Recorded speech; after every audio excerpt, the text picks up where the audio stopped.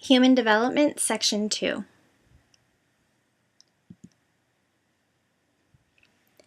How do infants become attached to their caregivers? Mutual attraction begins immediately after birth between parents and infants. Infants are sensitive to the people around them. Year-old children use their mother's emotional expressions to guide their own behavior when they are uncertain. What is temperament?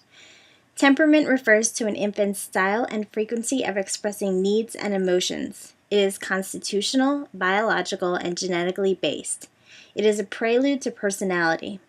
Temperament can be affected by the prenatal environment.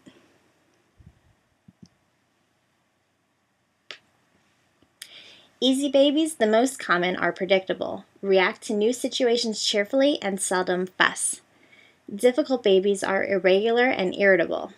Slow to warm up babies react warily to new situations but slowly come to enjoy them.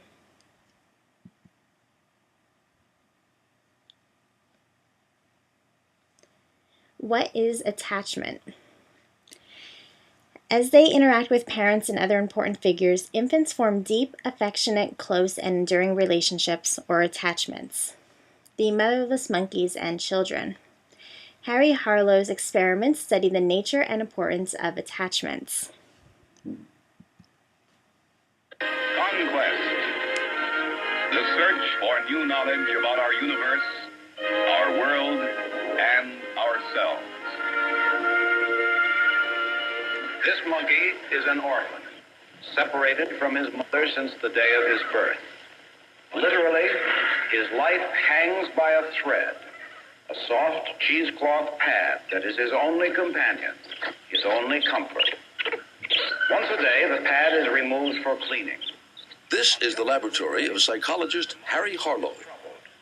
Distressed, permanently deprived. He is studying monkeys to better understand human relationships. He may die for want of love. Harlow believes he can use science to study love.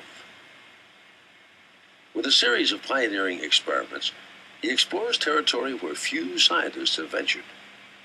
Harlow said that there was such a thing as a science of love, for example, that love, the kind of intimacy that characterized relationships between mothers and infants, although in his case he studied monkeys, could be the object of science, that you literally could move love into a laboratory, put it under a microscope.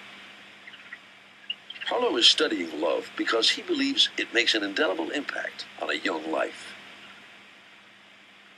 The relationship between a mother and her child, what Harlow calls our earliest social environment, could hold the key to explaining behavior throughout life. Harlow designs a set of ingenious experiments. He raises a baby monkey, allowing it to choose between two surrogate mothers, a wire mother that feeds it, and a cloth mother that doesn't. A cloth mother that Harlow thinks might provide something else: comfort and love.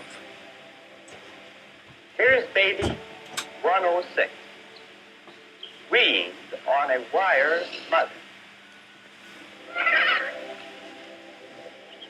He's going to the wire mother. But this infant quickly runs to the cloth mother, where he will stay for the next 18 hours cuddling.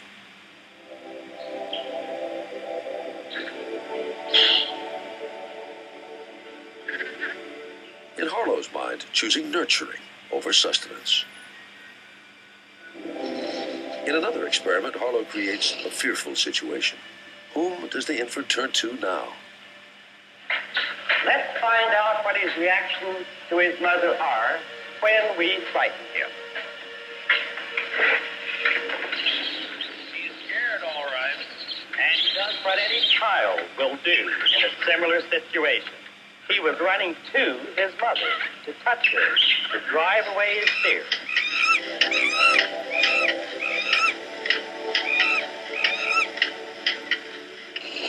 To Harlow, there is something about the experience of comfort and love, even more than food, that seems crucial to all these monkeys. But what happens when the infant is raised alone, without any mother at all, wire or cloth? In this situation, the orphan monkey stays alone. He won't even go to the cloth mother when frightened, but retreats into his own world. Harlow believes he has shown how want of love can damage an infant for life, and he worries the same is true for people. What comes through loud and clear in Harry Harlow's experiment was that the early experience and the environment were crucial to the healthy development of the infant child, and that in a sense, if you messed up, if the right kind of maternal presence was not there during the critical years, then that infant might grow up to be an adult incapable of forming healthy relationships with other kinds of people.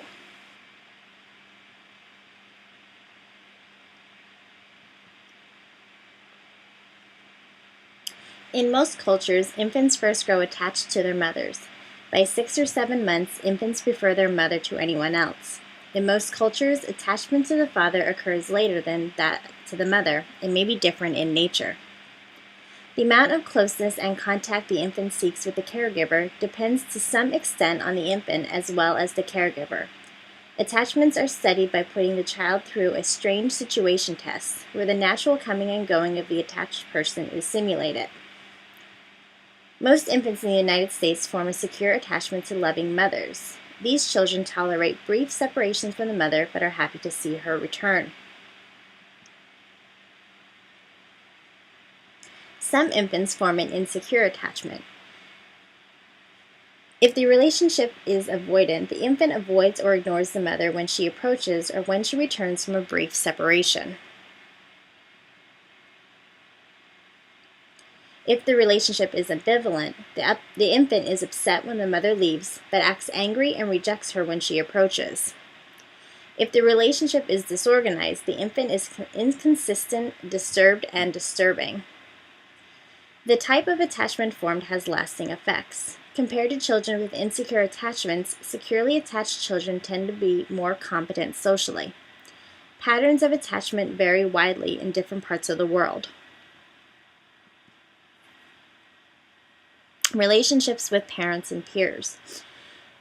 Erik Erikson described lifelong psychosocial development as following a series of 8 stages, each of which focuses on an issue or crisis that is especially important at that time in life.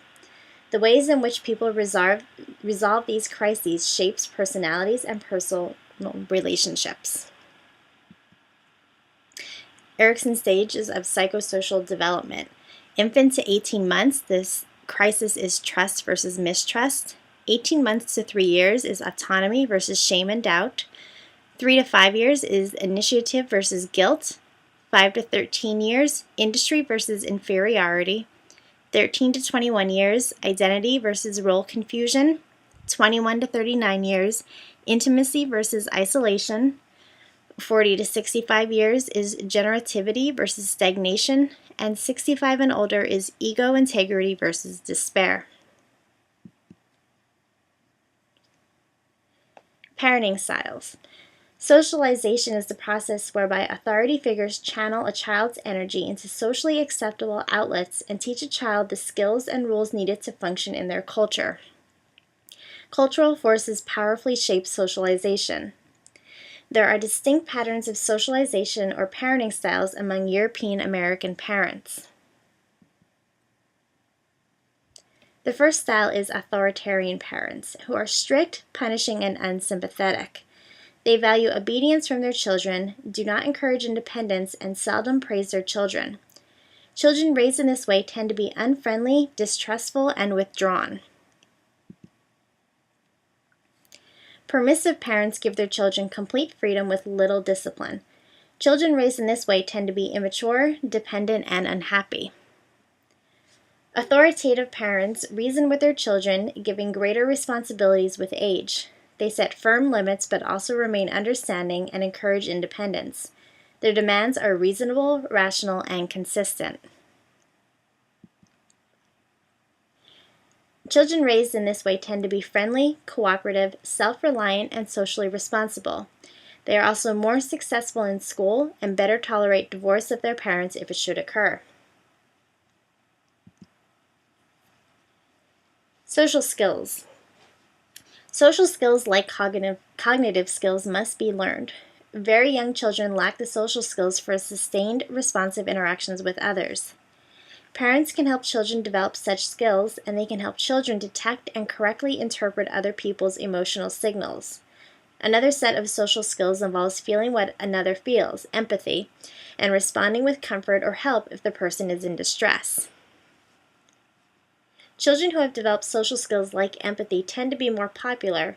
Children without them tend to be rejected or neglected. Gender roles. Many social roles that children learn are linked to gender. All societies have gender roles, patterns of work, appearance, and behavior associated with being male or female, but they may differ in how traditional or extreme the roles are. Gender roles persist because they are deeply rooted in both nature and nurture. Small physical and behavioral differences between the sexes appear early and tend to increase over time. The biological factors. The biological nature of these sex differences is suggested by sex differences in anatomy, hormones, and brain organization, as well as by cross-cultural demonstrations of consistent gender patterns despite different socialization. And social factors. Gender roles are nurtured by social interactions and environmental cues. From birth, boys and girls are treated differently. Parents, teachers, and role models pass on ideas about appropriate behaviors for boys and girls. Boys tend to receive encouragement to achieve, compete, and act independently, while girls are more often encouraged to be expressive, nurturing, dependent, and unselfish. Children also pick up gender-appropriate behavior from peers. Social and cultural training tends to support and amplify any biological predispositions that distinguish boys and girls. Some parents have attempted to de-emphasize gender role socialization. Such efforts may reduce some gender differences, such as those in verbal and mathematics skills, but other gender differences persist, such as males' greater ability to visualize and manipulate objects in space, and females' greater ability to read facial expressions.